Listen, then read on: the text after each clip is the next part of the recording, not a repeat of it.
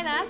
So you're joining us today for another In Conversation with Scratch, and today we're chatting to Amelia, who is the founder of Mimi Tea. Mimi Tea just launched this year, and they produce fantastic transitional sportswear clothing that you can wear on and off the course. So thank you so much for being here. Thanks for having me, I appreciate it. Let's just kick off with you telling me a bit more about what it is that sparks the idea for Mimi Tea. So when I first started Mimi Tea, when I first started playing golf rather, I was really struggling to find inspiring but affordable pieces. So I then started Mimi Tea with a clear purpose in mind. A sense of identity was important, but obviously affordability and sustainability were also really important. And the reason I was very focused on sustainability was I studied fashion at university, and whenever I was studying, I knew that I wanted to create a brand, but I knew that the impact that fashion was having on the world. So I knew that whatever I started, I wanted it to be eco-conscious. So yeah, started Mimi Tea, but I also found it really bizarre that a sport that was obviously based outdoors and a sport that really celebrated environmental beauty seriously lacked in eco-conscious clothing brands. So obviously created Mimi Tea with all those things considered. That's so great. And I totally agree. Like, fashion's going in a really eco-conscious, sustainable way. Yeah. And really, if you're not doing that, you're not going to be able to compete or play properly. So I think that's fantastic. What got you into golf? Because obviously you've chosen to position it as a golf brand. Yeah. And it'd be great to know what your journey with the sport's been. So I started playing golf probably when I was about 16 years old. And I started playing with my good friend Todd, and at the time he was just below pro level. So he really guided me into the game, gave me confidence. And at the time I was just going around the whole course with an 8-iron, a pitching wedge and a putter, because that's all I felt comfortable using. But then after a few rounds, a few lessons, I became really hooked, really eager to get better and learn more. It's one of those addictive sports, isn't it? Once you get the hook, then it's really difficult to stop. Yeah. But it's great that you managed to get into it at that age of kind of like 16 teens, because I think that's a really difficult age group to get girls into the sport. Yeah, but I mean, now I'm in my 20s and I think it's equally difficult. I think I was a bit more consistent with my golf back then.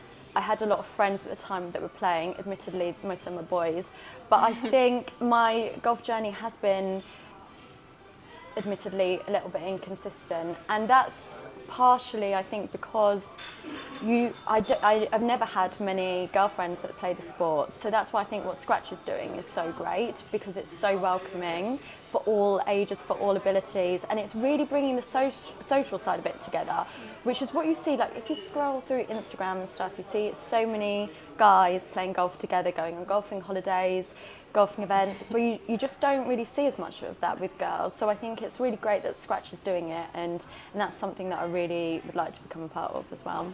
Oh, thank you very much. No, I agree, and I'm glad that you see what we're doing in that way. But in addition to the challenge of having those friendships and that community and the people you can go out and play with on a regular basis, one of the things that I think is a real barrier for getting women into the sport is the clothing on offer. Yeah. Agreed. So there's not that many brands historically. I think it is changing now. Some of the bigger players are doing a bit more to modernise golf wear.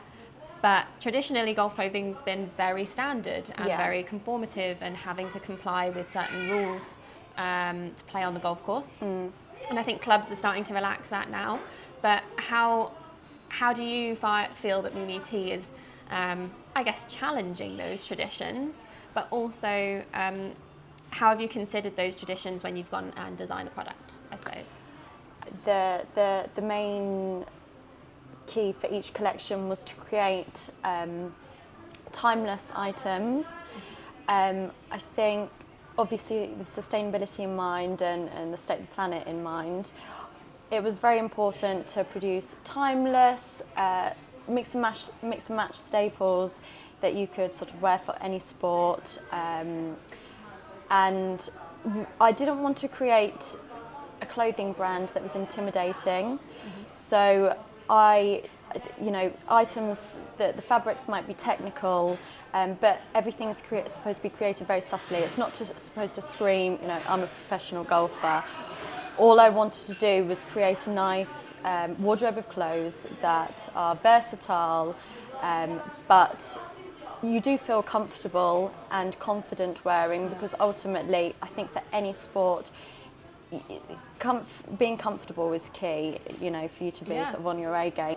I think instilling comfort and confidence are so important. Yeah. And like you said, with any sport, I'm the same. If I'm going through like a new spurt at the gym, I want like the gear that makes me feel good, and I'm going to work harder, and I want to be there, and I feel good and feel good about myself. And I think you can totally do that on the golf course too. I mean, it's kind of like the saying, all the gear and no idea, well, but exactly. You've got there and you feel like you're in a good place to give it a go. Yeah. When I'm wearing longer shorts, down to my knee, and a collared shirt and like short sleeves, I don't feel confident. No. So I think that's a really empowering thing to get more women into the sport. And I think that's when I first started playing golf, when you'd go into the golf pro shops, that's what the main clothing was. It was, I would go in there and think, God, what? I just buy clothes for the sake of buying clothes because I needed, say, a jumper that day, or I needed a long sleeve top. And I sometimes look back at the items and I bought, and I thought, God, when am I ever going to wear that again? But I do think that it's come a long way, as you mentioned.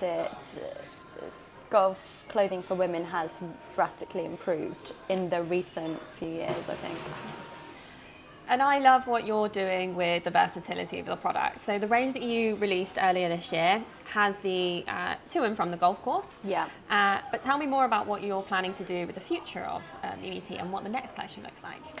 So ultimately, obviously, the core values are sort of a mainstay throughout all the collections. Therefore, it's going to dictate the fabric choices and the styles, with sustainability at the forefront. But for the winter collection, the autumn-winter collection, I actually wanted to go in a really different direction from the summer collection. This one is a real cosy collection of clothes. I wanted to create a wardrobe of clothes that you don't want to take off once you've finished your morning practice or your round of golf. A collection of clothes that will see you from golf into your just general daily activities. So whereas the first collection was more items that were hybrids for sports, this is more lifestyle clothing that you can wear to town, for a coffee, or to play golf. So yeah, real cozy fabrics, real warm, comfortable clothing, tailored fits, baggy fits, for all sorts of shapes and sizes. Amazing. And a lot of the stuff that you've released this year are sort of like the base layer, kind of wear to the gym, wear to golf, but it sounds like that's a bit more of a layering. So everything can still be worn together, everything can still be worn together, I mean, this vest now will be paired perfectly with our tailored trousers that we'll be introducing. So it's a very different style from our summer collection. But it captures a much more sort of classy but relaxed aesthetic.